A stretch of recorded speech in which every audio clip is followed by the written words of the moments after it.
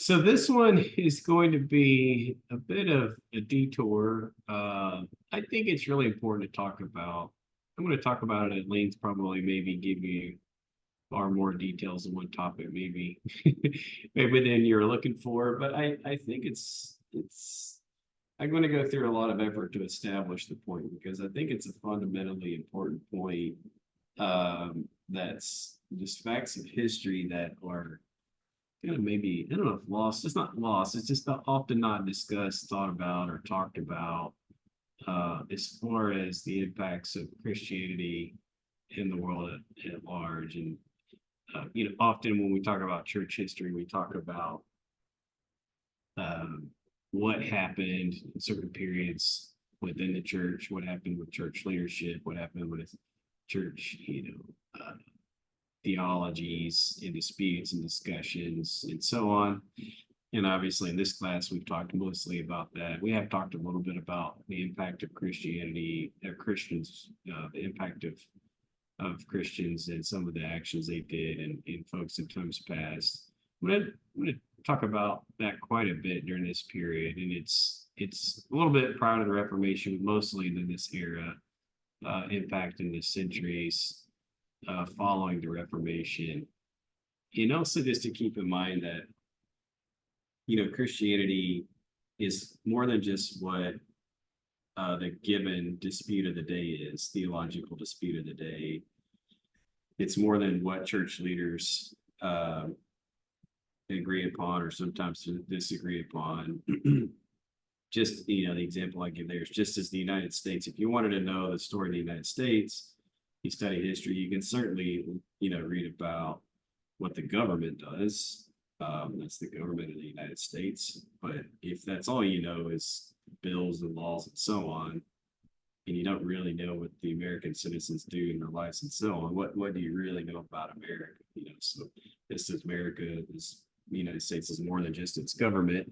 It's the actions and lives and so on of many many millions of people that are its citizens, and the same is true for the church. And we talk about the history of the church. I think it's really important to also look at just the impact that the faith has on its adherents, the impact of the adherents, and then what the adherents of that, the followers of that faith, go out and do into the world. And I think that's every bit as important. I would argue maybe even more important than just simply what different denominations do and so on at a leadership level. So that's really going to be the topic of tonight. I've talked about some of these topics in previous church classes, but I want to kind of deep dive onto that and really how it's powerfully shaped the modern world in ways that are really very seldom discussed, even amongst Christians. And frankly, I didn't know this stuff either until I started looking into it. I guess it's been maybe roughly 15 years ago, around there, I started looking at this topic. And I was really kind of amazed at what I had found in regards to it. So I'll kind of get into it. Christian impacts outside the church. And again, this is reiterating what I said here. When evaluating the history of the church, we often look at the actions of the church and also developments within the church, such as schisms and developments of denominations and structural and hierarchical changes. Is it congregational in nature? Is it kind of centralized hierarchy? What are their basic theologies? Is it Calvinist? Is it in and on? We also look at developments in theology, new understandings and teachings. However, the church is also Christians acting in the world, motivated by their beliefs. So when those of you on this call, some of you maybe as a profession are a minister or in theology in some way. However, I'm not. I volunteer to teach this class, but the things that I do, the things that you all do, whether you are a paid minister in some capacity or not, that is the church, right? The things you and I do are extensions of the body of Christ. The proper church is understood and taught since the time of Christ. And Christians are shaped by their Christian worldview. It's just a fact. This worldview has driven many changes in Western society and shaped the modern world.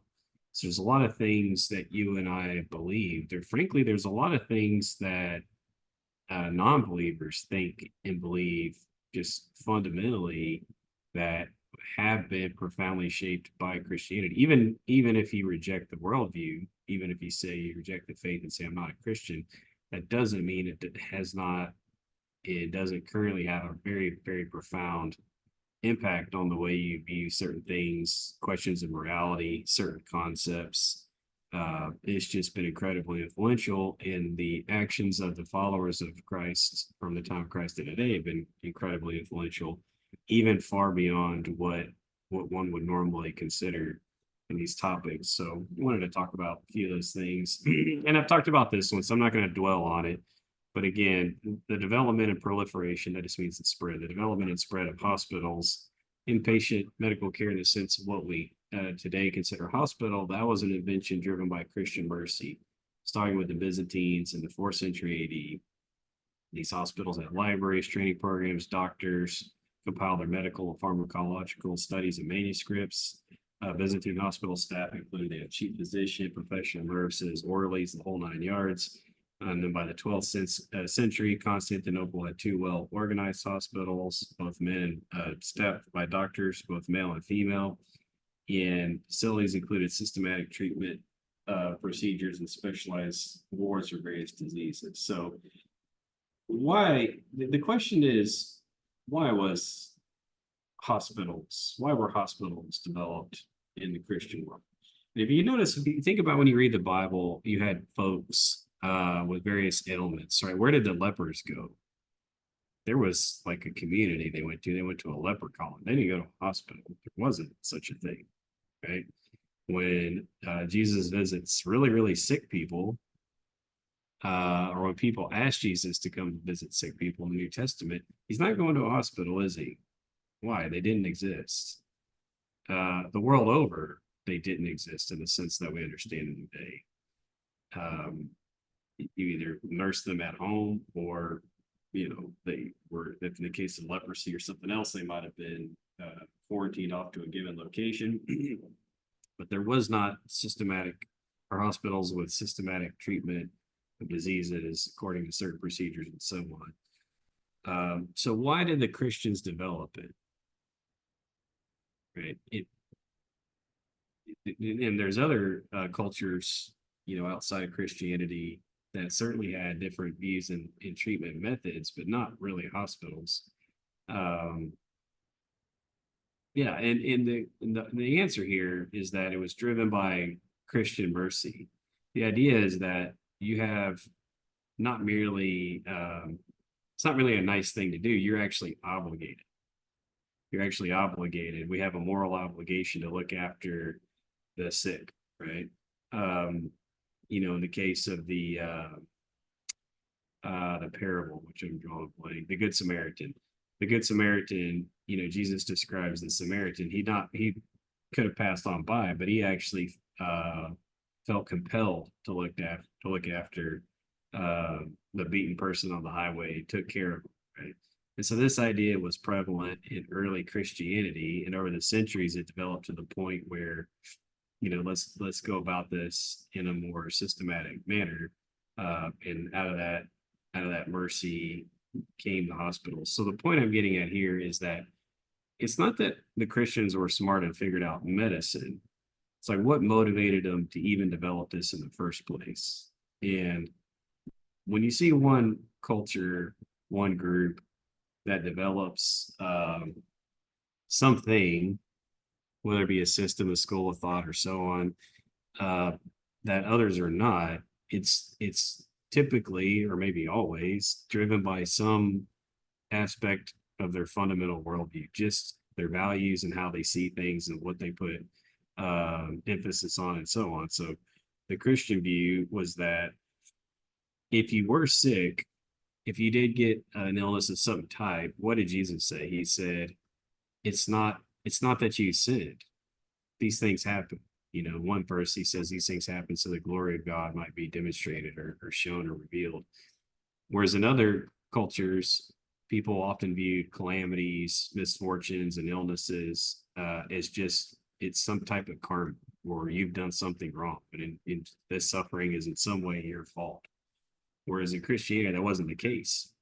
Right? The Christianity, Jesus says clearly, neither this man or his parents sinned that he might be born blind in one case, and he deserves mercy like anybody else. And in fact, he went out of his way to demonstrate mercy to the lepers, to the blind, to the cripples.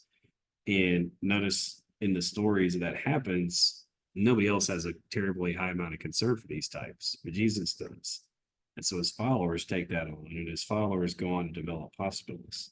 And so that's really the point that I want to drive here. It's not that Christians were so brilliant and they came up with hospitals, it's that they had a worldview that made them even think of such a thing in the first place. And of course, the impact of hospitals today, it's hard for us in modern world to even imagine a world without hospitals. But again, this was, it wasn't as if the world was on this path to make hospitals. They started in the Christian world, and then they spread out from there. And even to this day, there's many hospitals you'll see they're still related to churches, and have, the church is still involved in hospitals even down to this day.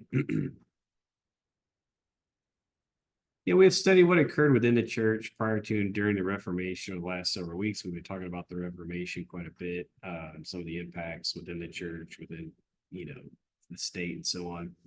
During the same period of time, many Christians were involved in remarkable progress in understanding the nature of the natural world in which we live.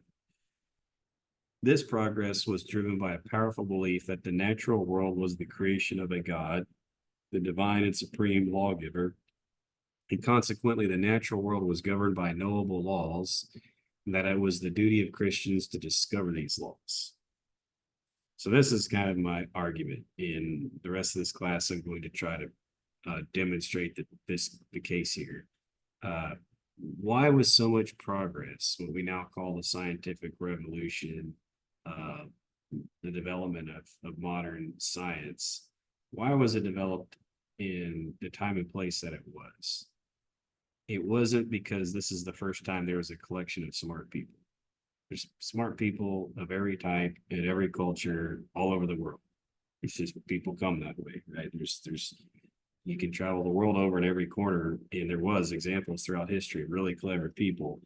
Yet there was a belief by Christians in the West during this period following the Reformation, during and following the Reformation, that God is a divine supreme lawgiver. He makes the world, governs the world with knowable laws.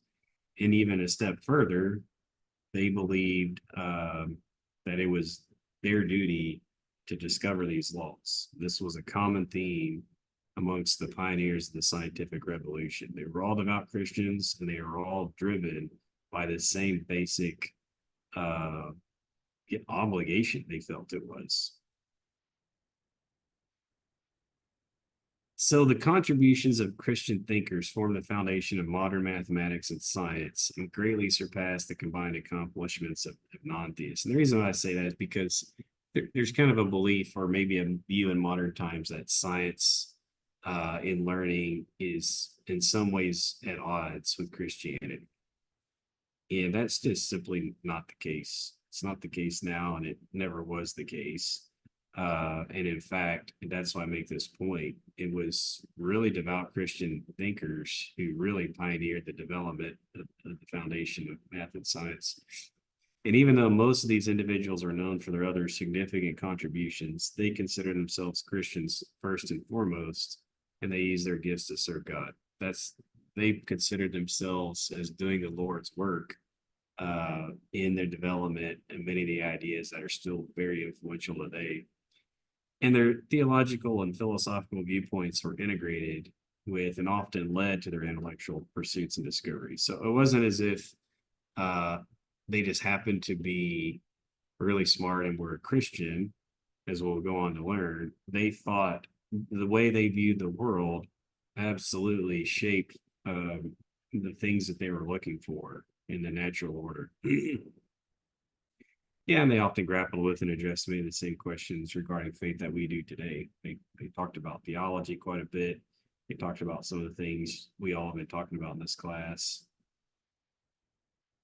And again, going back to my previous statement of why did this group of men and women search out and discover these laws, there's been a powerful and often understated uh, impact of the Bible on science. Um, and the Bible, in fact, cleared the way for science, or cleared the way for science in a number of ways. It did away with superstition, actually, by throwing ideas of pagan religion out the window.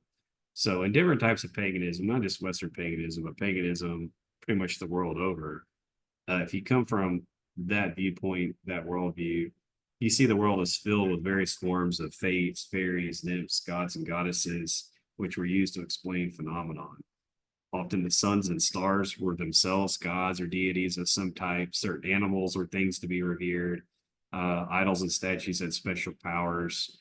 And all of this was swept away by the monotheism of the Bible. So imagine if you view the world as the forest is imbued with different spirits. The river has a spirit. These trees have a spirit.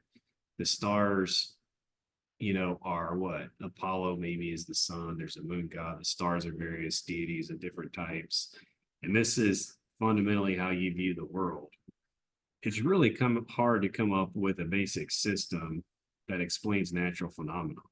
There's many gods, and sometimes they quarrel. Sometimes all of these things around us are explained by the whims of the fates and the gods and so on.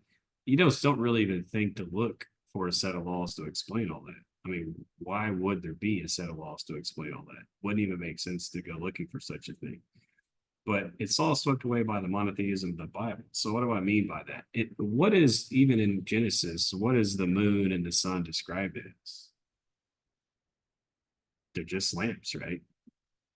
It's lamps in the sky. You put a light in the sky, put a light for the night, or one for the day, one for the night.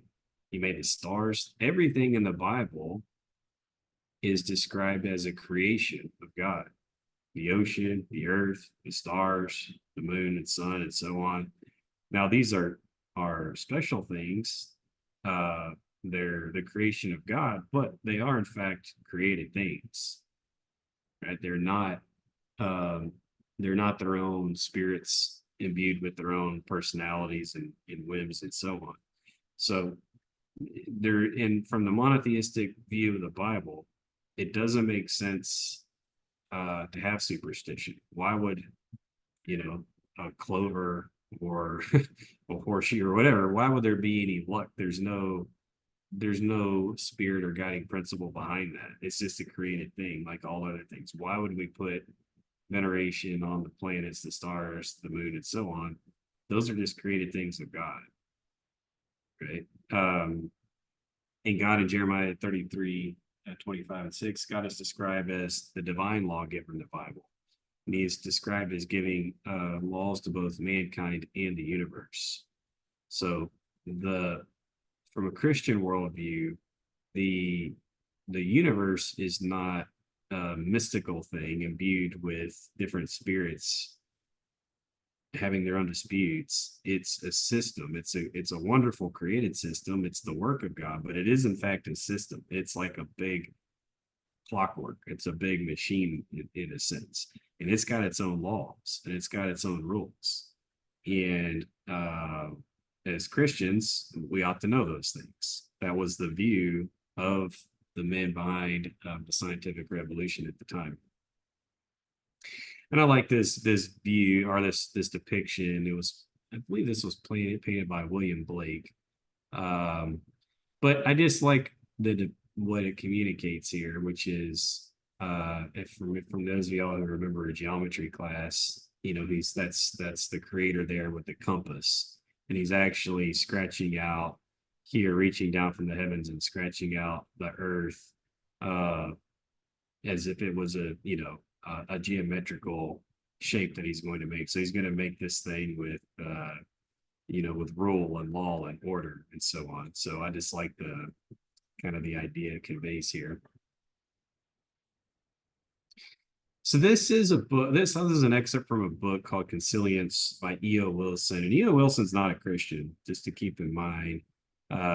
But he's addressing the topic of why China was, very obviously ancient and very successful civilization, still is, of course, around to this day, but China's been China for a long, long time and done many, many things, many breakthroughs, but they didn't have, I say a Newton or a Descartes. They never did catch on and have the scientific revolution as what happened in Christendom during this period. And so I wanted to read this quote because I think it kind of highlights, even though he's in no way a Christian, he elaborates on this point, which I thought was interesting. He says, of probably even greater importance, Chinese scholars abandon the idea of a supreme being with persona and creative properties. No rational author of nature existed in their universe. Consequently, the objects they meticulously described did not follow universal principles, but instead operated within particular rules followed by those entities in the cosmic order. In the absence of a compelling need for the notion of general laws, thoughts in the mind of God, so to speak, little or no search was made for them. So, what's he saying here? What he's saying is that, okay, the Chinese scholars, of which there are many, there's many, many throughout history, Chinese scholars that came up with various ideas and solved various things, brilliant people. However, there was no single supreme author of nature. And they did not follow the things of the objects that they studied, they didn't follow universal principles. Why? Because again, a river, a forest, a fire, a whatever, it had its own little system. It was dictated by its own little fates and nymphs and spirits and so on. But there was no single author of nature writing laws for everything. That didn't exist in the worldview. So you wouldn't think to look for a single set of rules to govern a general system, right? Or basically the universe. You wouldn't look for a single set of rules to say, this is how the planets spin around. And this is also why, apples fall to the ground on Earth is the same reason the moon orbits the Earth and the Earth orbits the sun. That's all the same system. This would have been a million miles from their brain, not because they were obviously brilliant people. It had nothing to do with the sheer brilliance. It's just they wouldn't even have thought to look for that in the first place because it didn't really make sense from the worldview. But it does make sense from the Christian worldview. Again, there's a single creator, quote unquote, author of nature who writes laws. That's what God does, right? I mean, he has laws for us to live and he has laws for nature. And those laws are general laws. They govern everything in the Christian worldview. Again, I won't talk about this too much because we've talked about this in the previous class, but development of the university, this is also, hospitals, my core idea tonight is hospitals, university, and modern science are the product of the Christian worldview. That's something that's virtually never stated and would be debated, but this is in fact, if you study history, what happened. It was, again, it wasn't because these people were really smart, it was because it stemmed from the worldview. These things kind of naturally follow from the worldview. The Christian mercy was what drove the development of hospitals, the studying of theology and scriptures that drove the development of the university, and the studying of the quote unquote book of nature that was from the product of the single rational author of nature.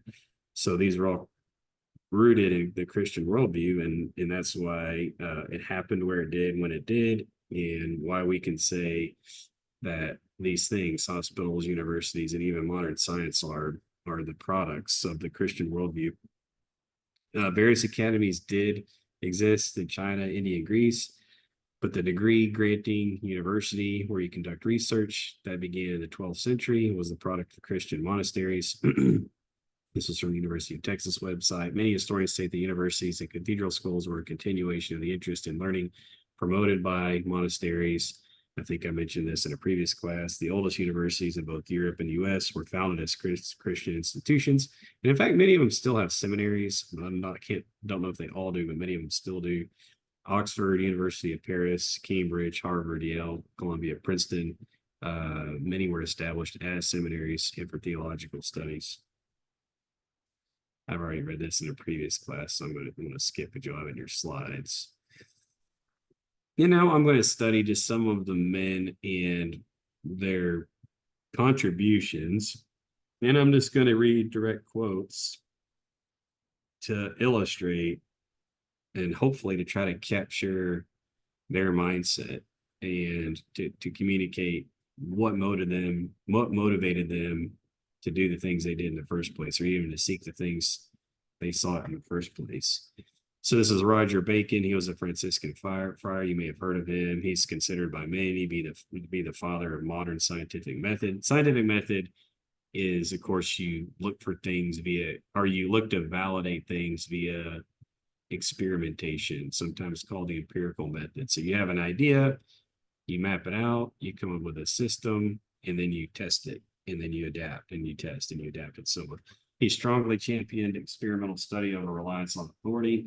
He urged all theologians to study all sciences closely and adapt them to the normal university curriculum.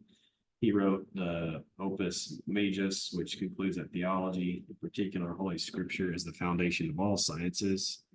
And he believed that human happiness consists in salvation as understood by Christians, and the highest science is sacred doctrine or theology. That was his view. He's often considered. You may read about Roger Bacon. You'll hear, he's the father of the scientific method, of the experimental method, and so on. But Roger Bacon spent more time, and again, he considered the highest science as sacred doctrine or theology.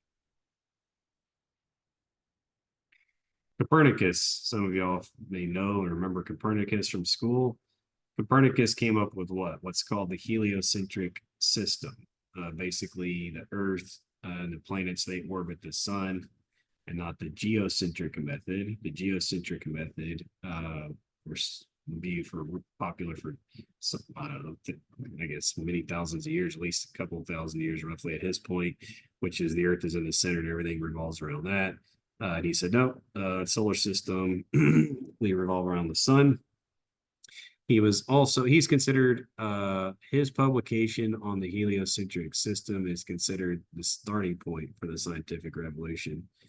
He was also an economist, as a physician, a doctor in canon law, classic scholar, translator, diplomat. He was obviously very accomplished. And this is his quote on the topic.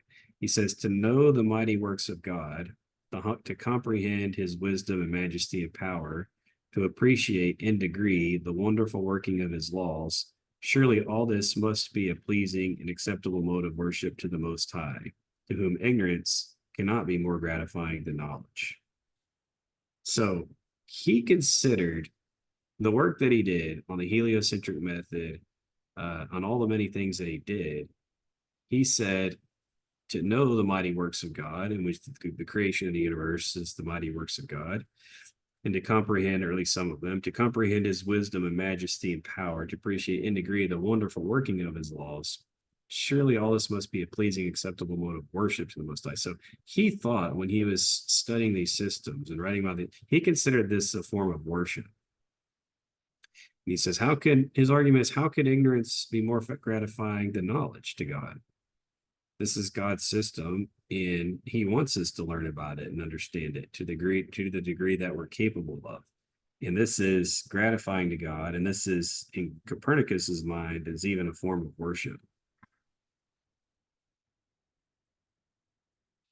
And he didn't do, he reasoned that the simple and clean, perfect circular orbits of the heliocentric model would be more pleasing to God than spirograph. I call it spirograph-like orbits in the geocentric method. So he thought, well, God is a God of order. If you look on the right, for it to make sense, if you have the Earth in the center and the yellow one, obviously the sun, the planets would have to do these funny, they call them epicycles, if I remember correctly. They'd have to do that really crazy journey with all those loops to make sense for what the planets do in the sky. He's like, I think God would prefer the one on the left there. And they're not quite circular, they're more elliptical. But point is that he didn't have all of the evidence at the time uh, to know that this was correct. It was in some ways, even as science itself was motivated. He's like, this is a simpler system. And he believed God would have made it with perfect circles. Again, turns out later on they weren't perfect circles, they're ellipses. But point is that this was his views on God and theology, and getting and doing his best with his his limited mind to try to understand the thoughts of God. This is what led him to believe that heliocentrism must be right. Galileo, you may have heard about Galileo because he's often seen as like the first scientist who was at odds with the church. The fact of the matter is he had a dispute with certain uh certain priests and bishops within the Catholic Church. Doesn't mean he was at odds with all of Christian worldview. He absolutely was not. Uh, he was advocate for the empirical method and has been called father of modern science. He's remembered for the controversy of the Catholic Church because he championed the heliocentrism of Copernicus, and they were at odds with that at the time. So okay, that's what he's remembered for. But he was actually, again, not in a did not object to a Christian worldview, and he was an advocate for it. In fact, he said the Holy Bible can never speak untruth whenever its true meaning is understood. But some people would use different verses on him, and he said, no, the Holy Bible always speaks truth. You just have to understand its meaning. uh, Kepler developed the three laws of planetary motion. He was really influential. He actually fixed and corrected because Copernicus and Galileo thought they were perfect circles, and he was the one who said no, they're actually ellipses. That works better. Um, he was against. He taught Aristotelian physics was not always correct, and he thought the terrestrial and the celestial are not fundamentally different. There was a belief before this period that the stars, anything past the moon was fundamentally different, right? Because those things don't degrade, they don't wear down, they don't slow down, but things on Earth do. So from the moon down, this was the terrestrial realm, and then the celestial realm was just fundamentally different stuff. Kepler said, no, that's not the case. It's all the same stuff. Um, anyway, he was a really good mathematician as well, but he was the one who really made the heliocentric system work because he was a better mathematician, and he said there are elliptical orbits, and he actually came up with the laws and really explained it and made sense in a lot of ways.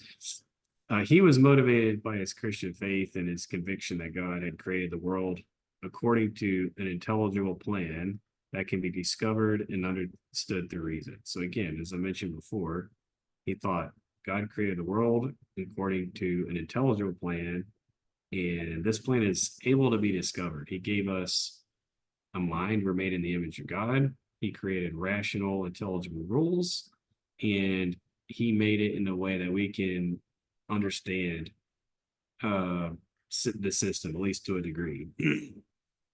And actually, to Kepler, the universe itself was an image of God, with the Son corresponding to the Father in the intervening space between to the Holy Spirit. He wrote extensively on the reconciliation of heliocentrism with biblical passages that seem to support geocentrism. So he wrote a lot about how the Bible and this concept actually were aligned.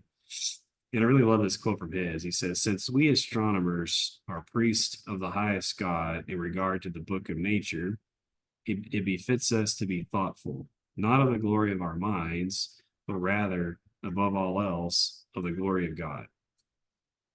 So just as Copernicus said, he considered it a mode of worship to study these things and understand them. This must be pleasing to God. Kepler even goes on to say, the astronomers, the people studying the works of God, the laws of nature, he considered them priests. He said, since we astronomers are priests of the highest God in regard to the book of nature. So again, there was this really powerful concept that ran throughout where the scriptures also known as revealed, the revelations, in the sacred theology. You have theologians who read the scriptures and the divine inspired uh, writings and scriptures, and the clergy and the theologians, they study that, and that's the book, right? The Bible, or the book of the laws of God. And in his mind, the astronomers were priests, and they studied the book of nature, but they're both priests in his mind. And so he also saw this as an obligation or form of worship to God, to study these things. So that's what motivated him. Some of you may remember Boyle. He's considered the first modern chemist. Before Boyle, there wasn't really chemistry in the sense that we understand it. There was what was called alchemy, and there was a lot of kind of pseudoscience, and people were trying to turn lead into gold. They were trying to seek different mystical things. You may have heard of the Philosopher's Stone. Um, but in any case, Boyle started to systematically study various chemical reactions.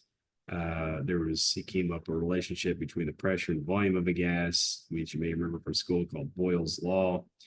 In 1661, he wrote The Skeptical Chemist, which was a milestone in scientific literature. So again, the first modern chemist is what he's largely regarded. There was a really influential scientific group called the Royal Society, and Boyle was a member of it.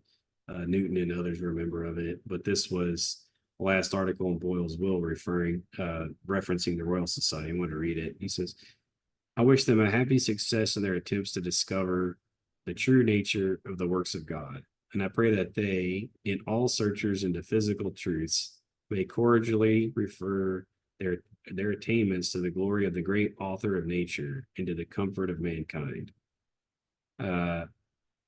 So again, the same exact idea, right? If you're looking for uh, physical truths, and the way he says it, any scientist is attempting to discover the true nature of the works of God, because the universe is the work of God, and you're understanding those works, which he considers a sacred thing. Any searchers into physical truths may cordially refer their attainments to the glory of the great author of nature. It's the same idea. He wrote the book of nature, the comfort of mankind. So he's saying, if you do discover a truth, you should refer that, and give glory to God for creating that beautiful truth, and for creating us with the ability to know it to some degree. So this was his view on it, which is again the exact same concept and mindset as described by the others. In 1690, Boyle wrote The Christian Virtuoso, showing that by being addicted to experimental philosophy, a man is rather assisted than indisposed to be a good Christian. So by Christian virtuoso just meant like a man of science, or a scholar of some type. So already during this period of time, religious skepticism was around. So I wanted to mention this because some people are like, well, okay, but at this period of time, there wasn't much resistance to the Christian worldview. You were sort of expected, or obligated in some way to say that you're a Christian during this period of time. But there was already religious skepticism in and around the world during this time. It was not uncommon. And in fact, Boyle wrote this book in 1690 as a defense of Christianity, because some people are already saying in 1690 and prior to that studying science will turn you into an atheist, turn you into a non-believer in God. So that idea is not a new idea. It's many centuries old. And it was around during this period of time and even before that. So the point is that, even during this period of time when there was opposition or skepticism in the religious worldview, the Christians, they were still the ones who were primarily the main pioneers of it, and they were already defending the Christian faith in saying that actually the more one studies the book of nature, studies the universe, the more one is inclined to believe in God. This is Boyle's argument. And he says, there is no inconsistency between a man's being an industrious virtuoso, again, it's like a scholar, and a good Christian. I could scarce avoid taking, he writes this because I could scarce avoid taking notice of the great and deplorable growth of irreligion, especially among those that aspire to pass for wits, and several of them too for philosophers. So again, that's even in 1690, Boyle is recognizing there's a growth of irreligion, and especially those who pass themselves for wits are saying that they're scholars or learned people and they're philosophers. So the opposition to the Christian worldview is not a new thing, right? And it's certainly not a new thing in the academic setting. It was around in 1690. So, and of course, Boyle defends it. Isaac Newton. What else? What can you say about Isaac Newton? Isaac Newton was considered the founder of mathematical science. I started out in college doing engineering classes and took math and science in high school as well. I mean, practically everything you learned during that period. It's like Newton was involved in quite a bit of it. And we developed a lot of these ideas and thoughts as a pretty young man. And yeah, I mean, he is the founder of mathematical physics. If you do any physics in high school, if any of y'all have gone on to do engineering of any type, you're going to get a whole healthy dose of concepts and ideas that Newton came up with. He came up with calculus, I think, in his early 20s. He crystallized and really further explained the three laws of motion, universal gravitation. The reason an apple falls to the earth is the same reason the moon orbits the earth. They're pulling on each other gravitationally. Yeah, he wrote what was called Mathematical Principles of Natural Philosophy. He wrote it in Latin, so that's translated in English, but that's widely considered the most important science publication of all time. What's in Latin is called the Principia. He also wrote a book called The Optics, which is the theory of light. Believe it or not, so little known fact about Newton, he wrote more on theology than all other subjects combined. We take all of his surviving writings. I mean, again, developed calculus, mathematical based physics, wrote on and on and on, all of his different studies. And if you add up all that he wrote about theology, it dwarfs every subject he wrote about combined. He wrote works such as Observations upon the Prophecies of Daniel and the Apocalypse of St. John, and rules for interpreting the words and language in Scripture. He was really, really religiously devout. And again, I wanted to read some quotes from him to kind of give you some insights into his thoughts. It says, God made and governs the world invisibly and has commanded us to love and worship him and no other God, to honor our parents and masters and love our neighbors as ourselves, and to be temperate, just, and peaceable, and to be merciful even to brute beasts. And by the same power by which he gave life at first to every species of animals, he is able to revive the dead, and has revived Jesus Christ our Redeemer, who's gone into the heavens to receive a kingdom and prepare a place for us, and is next in dignity to God, and may be worshipped as the Lamb of God. And he has sent the Holy Ghost to comfort us in his absence, and will at length return and reign over us. So, very devout, religious man was Isaac Newton. And then again bit on his worldview, the Christian worldview, and why it shaped him to look for certain things. He says, it is the perfection of God's works that they are all done with the greatest simplicity. He is the God of order and not of confusion. And therefore, as they would understand the frame of the world, must endeavor to reduce their knowledge to all possible simplicity. So it must be in seeking to understand these visions. So he's saying God is a God of order. He's a God of simplicity.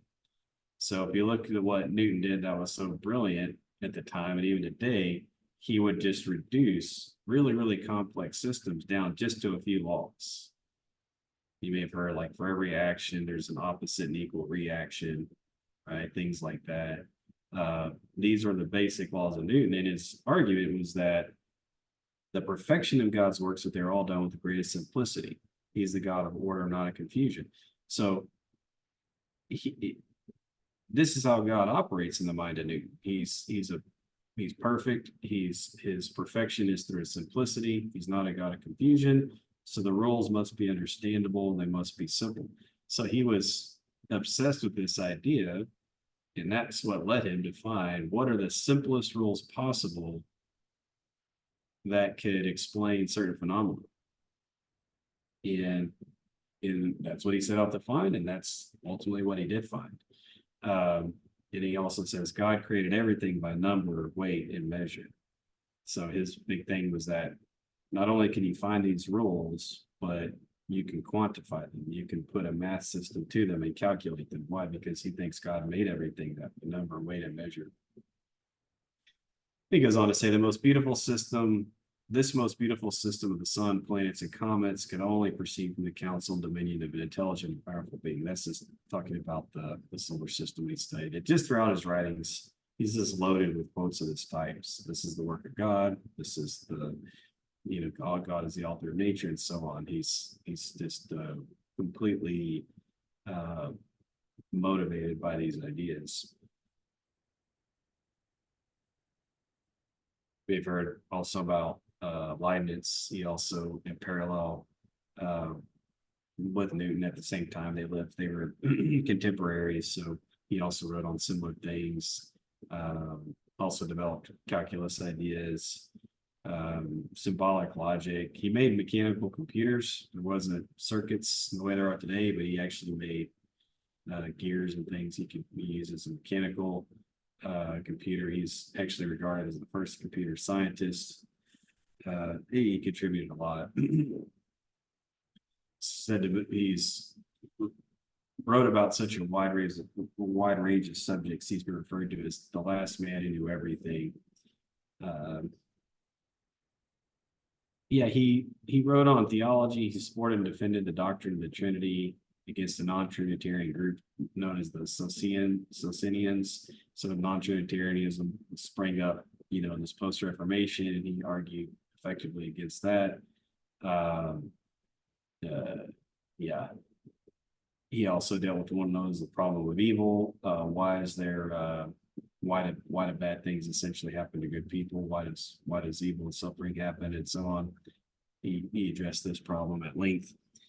And this is a quote from that argument on the problem of evil. He said, moreover, one has no cause to complain of the fact that usually one attains salvation only through many sufferings and by bearing the cross of Jesus Christ.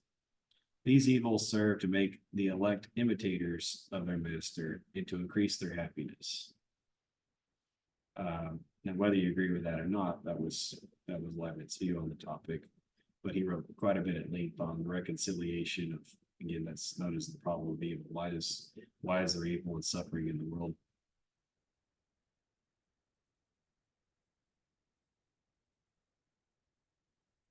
This is he's actually one of my favorites.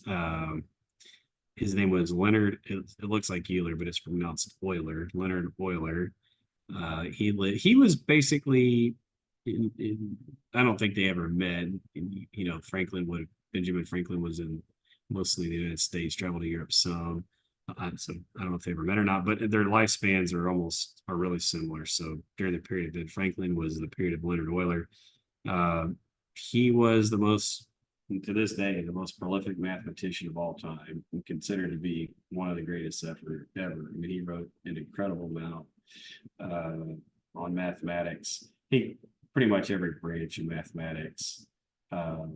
He developed graph theory to find, well, I'm not even all these just, you can look up Euler in your own time and read about him, but really, really influential, prolific mathematician. Some consider him one of the greats of all time. Some people say he's the greatest of all time.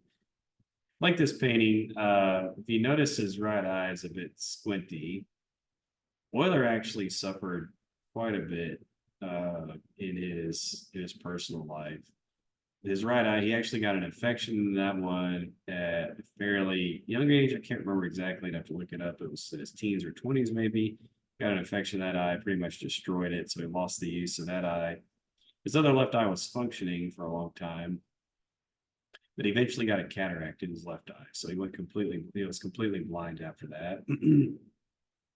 um, and the year after he went completely blind, his work output went up. He was quoted as saying, "I have less to distract me now." So he would just speak out loud his mathematical ideas, and his students would write them down. But he was just just an absolute machine. So he went blind. He had, I believe, 8 children, 5 of which died in childhood. Um, he outlived his wife. His wife passed away. That was also a really, really big blow on Wegler. And at one point, his house burns down and he loses almost everything. So Euler, he suffered quite a bit. He suffered, I mean, shoot, far more than anybody I know. But he was incredibly productive, and he was very, very devout man of faith. And he wrote quite a bit of apologetics. And he argued, I think, effectively for the veracity or truth of the Christian faith. He wrote this book at the period of time. You may have heard of a person called Voltaire. He's a famous academic in France during their same era, kind of a philosopher. And during this period of time, religious skeptics, non-believers, they call themselves free thinkers.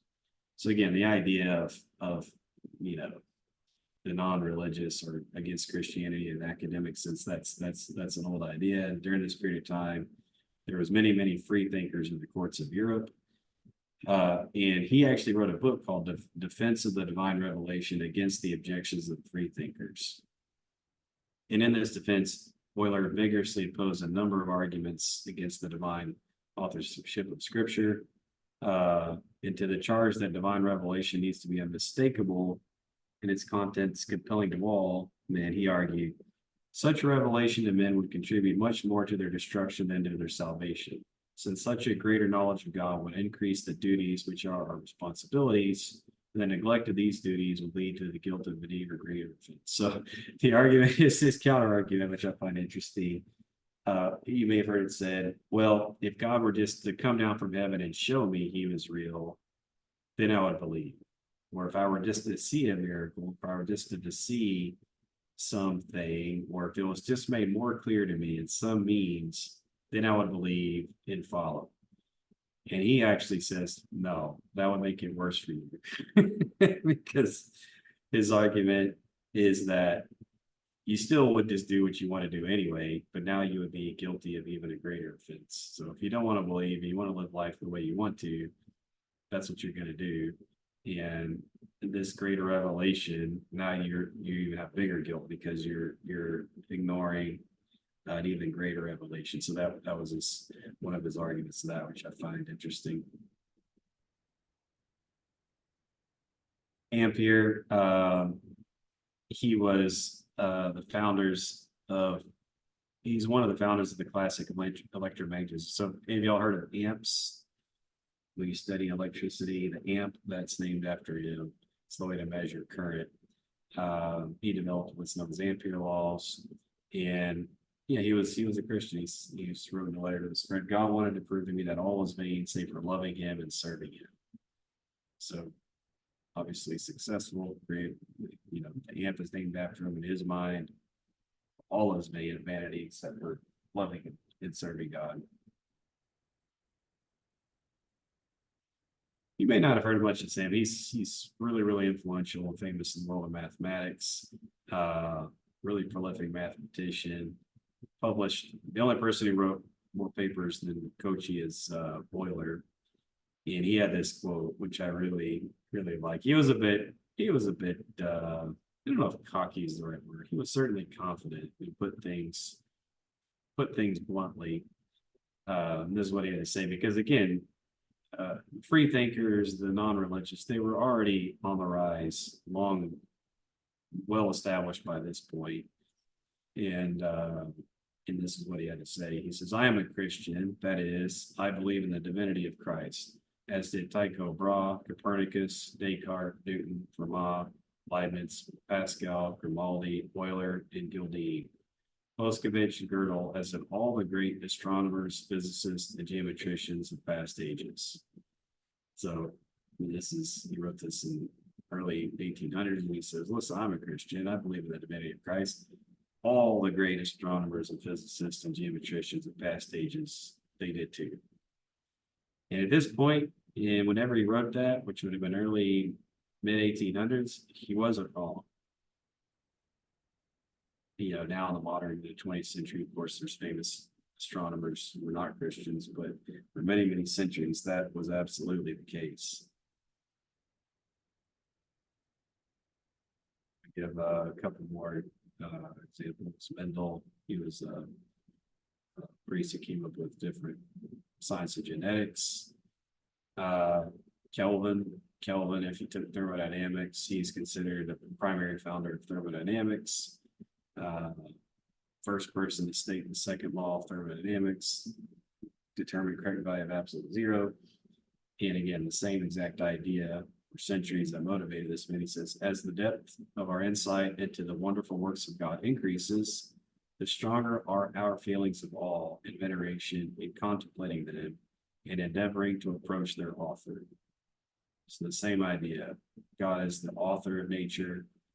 And the more we understand the wonderful works, in this case, his creation in the universe and laws of nature, the stronger our feelings of awe and veneration in contemplating them, in endeavoring to approach their master.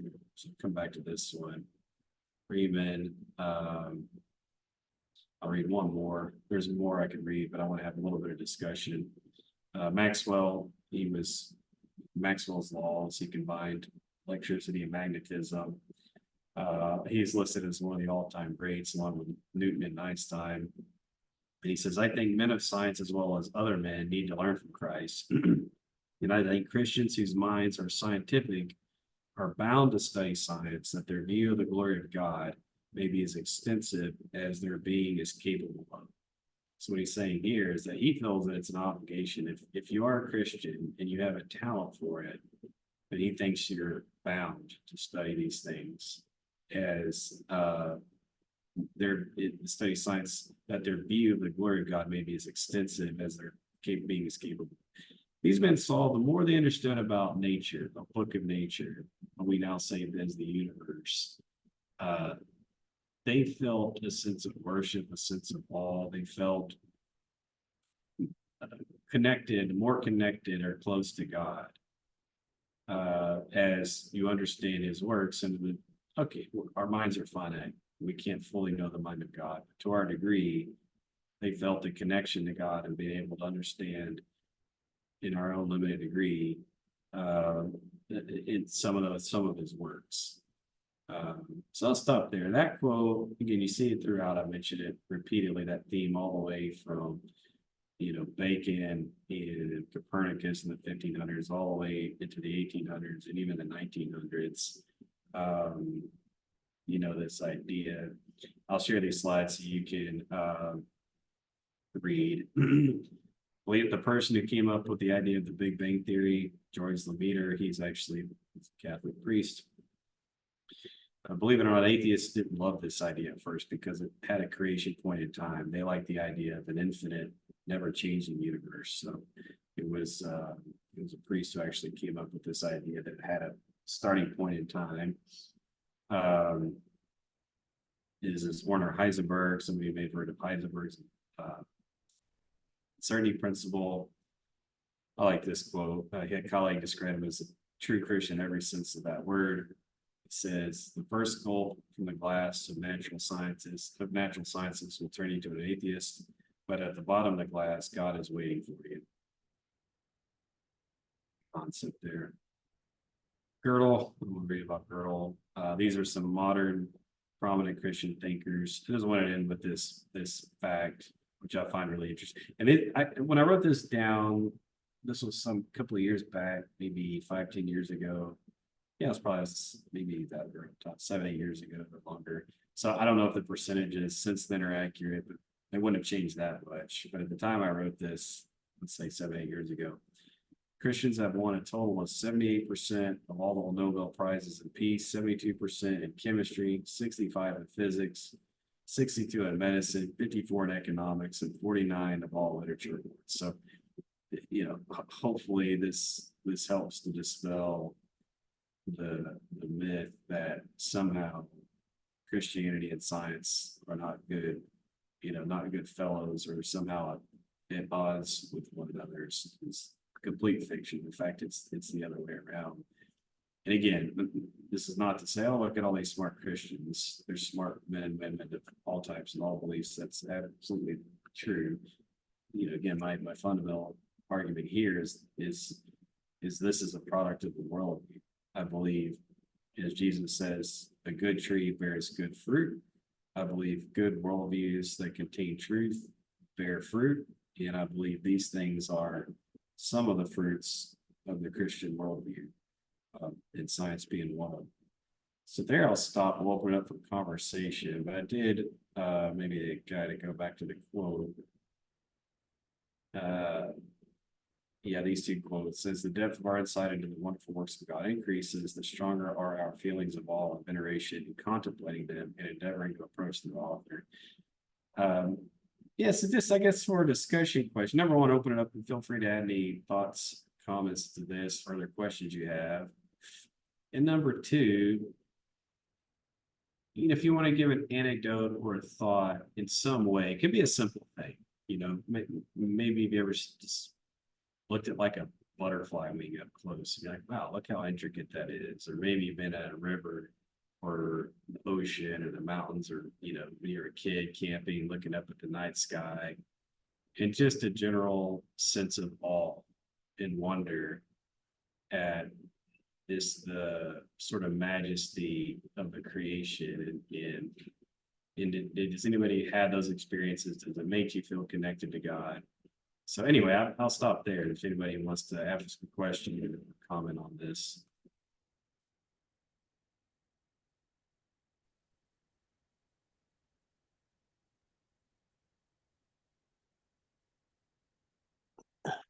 I guess I'll ask the question. Mhm. So we have all these founding scientists that have been linked to Christianity, Mhm. but yet at some point in this century, Mhm. where did government and science decide to change the pendulum to teach a different doctrine? Did you see that? Yeah, so and it's a really interesting question, and it didn't happen at any one point in time. And again, even if you go back, Boyle was writing about it in the 1690s. Like, hey, I'm noticing a growth of irreligion amongst these so-called scientists. So he's writing about that even in the 1690s. So and all those men had mentioned throughout, they spend time on that topic, go on and say they're motivated by their Christian faith and their views, and God is the author of this all. This is a mode of worship, and people who don't see it that way, they have it fundamentally incorrect. So the not of the dispute's the right word. The growth or the sort of quest, maybe direction for this irreligion and skepticism around folks studying science has been around for centuries, number one. So I don't think that it was just like an immediate, like fundamental light switch flip. I think it was always sort of there, simmering in the background. And the same thing happened in universities from the 12th century all the way up to the 1900s, early 1900s. These things were seminaries. These were where you went to study theology and so on. And then the secularization of the university started happening in the 20th century. And now it's viewed as the secularization of science, of course, around the same time. And now, I mean, if you talk science, you read about all of these people that I've mentioned, I studied their ideas in university. And guess what? Never once was I told about their worldview. Never once was I told they were Christian, number one. Never once was I told what motivated their thoughts. It was just like kind of boiled down in the math laws, and that's what I learned. It wasn't until years later on my own that I even learned about their Christian worldview. But I guess to answer your question as best I can, I don't think it happened at one point, and I don't think it was any one turning point. I think that it's worldviews. Worldviews, by that I just mean a system of beliefs. We have a Christian worldview, and then there's the secular, sort of the agnostic nothingness worldview. And worldviews are always at war. Just as truth and non-truth are always at war. And those ideas, they've spread, they've grown, and over time they push out and they fight. And I think that slowly happened at universities in the 20th century. And with that came the secularization of the university, and eventually shortly thereafter, the secularization of science. And to say, whereas the Christians who came up with it said, this is this beautiful system, this machine, clockwork, if you will, which is the creation of God. And then once that idea got established, the non-believer said, well, you don't need God. It's just the machine. So look at this beautiful machine, and the machine is all there is. And you don't need the God part. And that's ultimately what happened. And it's, again, there's still Christian scientists today. So I don't want to say it's completely happened, but that's the best summation I know how to give it. The second part, I think you said, what do you see? So I know I mentioned this before, but I've been studying the heart, examining the heart, is it the makeup of the heart, and if you ever look at the heart. You're talking about, I'm sorry to interrupt, but do you mean like the actual physical heart?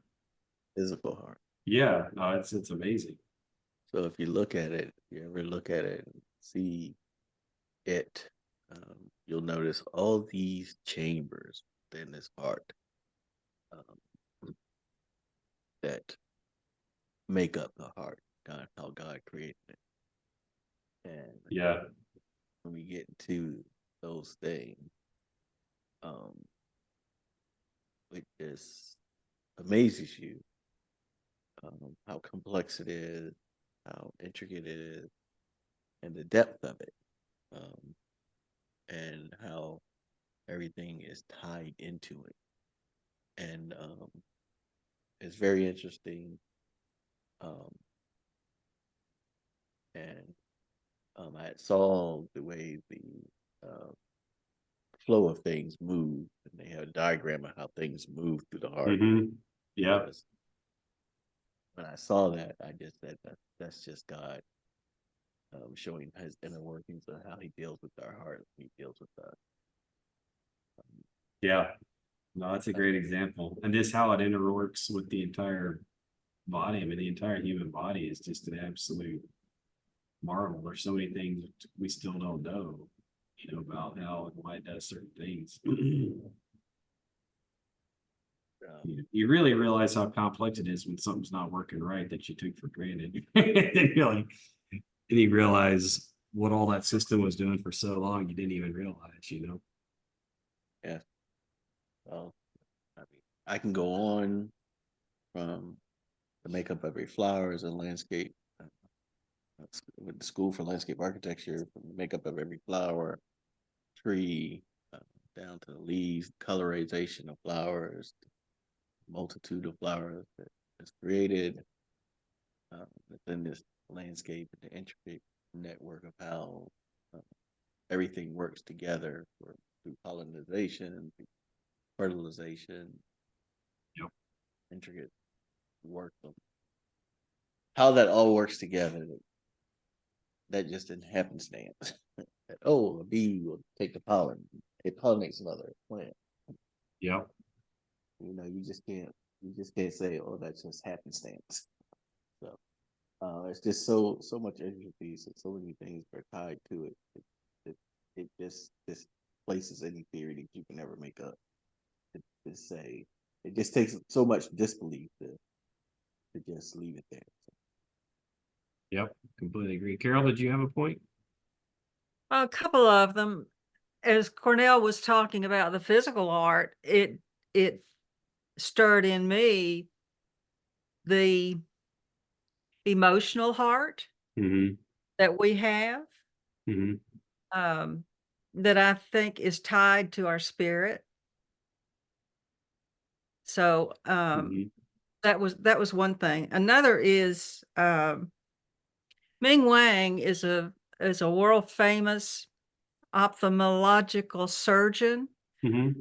did a lot of pioneering work in laser surgery. He's in Nashville, which is close to where I live. Mm-hmm.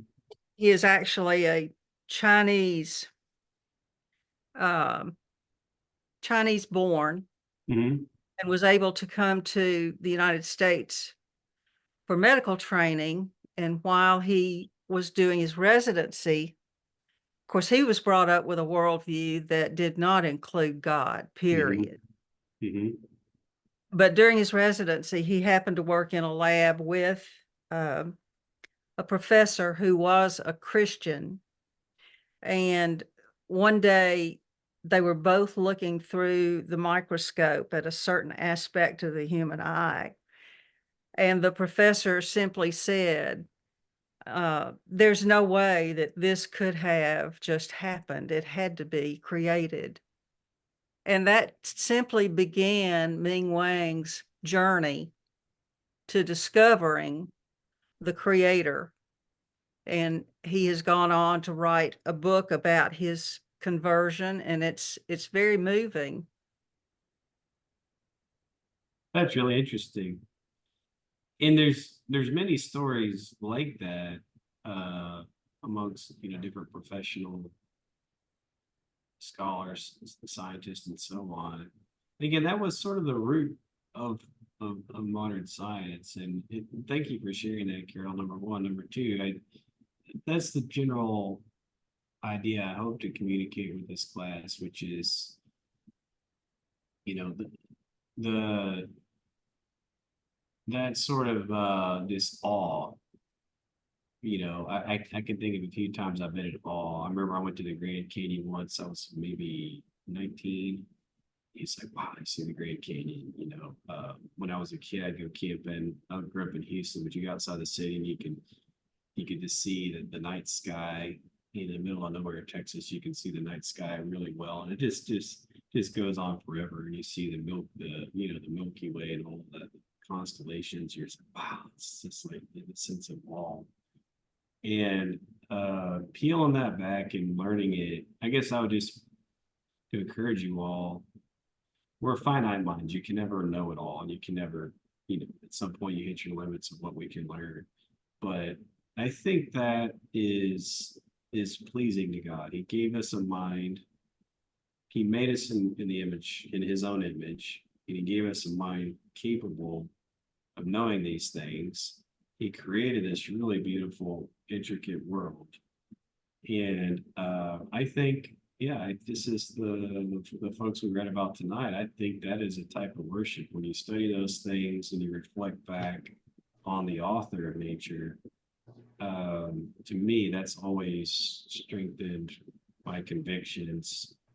And I think it's something fundamental to a very important part of being a Christian is understanding this a little bit to the degree that we can, the world that God made for us. We never know how influential we are in our casual comments, Mhm. as well as in the life that we lead, in getting someone to think that Christians have something that they may not have. So I think we need to be aware that we are, I think someone said last week or a couple of weeks ago, we are an ambassador for Christ. Mhm. Wherever we are, whatever we do, and whatever we say. And we don't know how many ripples will develop from just a truthful, casual comment about creation Mhm. or about spirituality. There is a book that I have read that explores this topic in great detail. I can't remember the author, but the title of the book is I Don't Have Enough Faith to Be an Atheist. Mhm. And it is excellent. It's very deep, and it's the kind of thing you have to read 2 or 3 times at one sitting over just a couple of pages. But it is it's one of the best books I've ever read in apologetics. I'll check it out. It sounds familiar, but I've not read it. I may have heard it referenced somewhere. But thank you for sharing that. I'm gonna check it out. Okay, guys, we're past time. Thank you very much for the comments. I'll share this slide deck as well as the others. Thank you for indulging me on this one. Again, this one's a little bit off the path. It's not about the Reformation and the follow-ups and so on. That's, of course, the bulk of the class. But I do, as I've mentioned in previous times past, I really do like to talk about the impact of the faith on various adherents and not just leadership and so on. And yeah, I feel very powerfully that this is the fruits of the Christian worldview. And I don't think that I think oftentimes things that are in the world, people just take it for granted. We grew up in a world with hospitals and universities, with science, with technology, and this and that. And now, I mean, when I was a kid, I did not even remotely understand the connection to these things with Christianity. I didn't think they had anything to do with Christianity. And of course, you can obviously be a doctor, a physicist, whatever, in modern times and not be a Christian. That's okay. I'm not saying otherwise, but I'm saying how do they come to be in the first place? And Christianity was absolutely integral, fundamental in that. The Christian worldview was number one. Number two, I think it's good for us as Christians to know that and to arm yourselves with that, to know this is the body of Christ. That's the body we belong to. We are part of this community, this body, and we have done a lot of wonderful things for the world. It's easy enough to look back and be super critical and say, oh, we got this wrong and that wrong. We're people, we get things wrong, but the body of Christ has also done a lot of really wonderful things for the world. And obviously not to be, have any false vanity about that, but to know and have confidence in the good things we have done and to know what the body of Christ is capable of. So anyway, I wanted to share some of those things. I'll send the slide deck out along with some of the other ones I've missed. And then, we'll see you all next Wednesday. Thank you. Thank you, everybody. Okay. Take care. Thank you. Bye-bye. Bye. You have a great night. Have a good night, guys. Bye.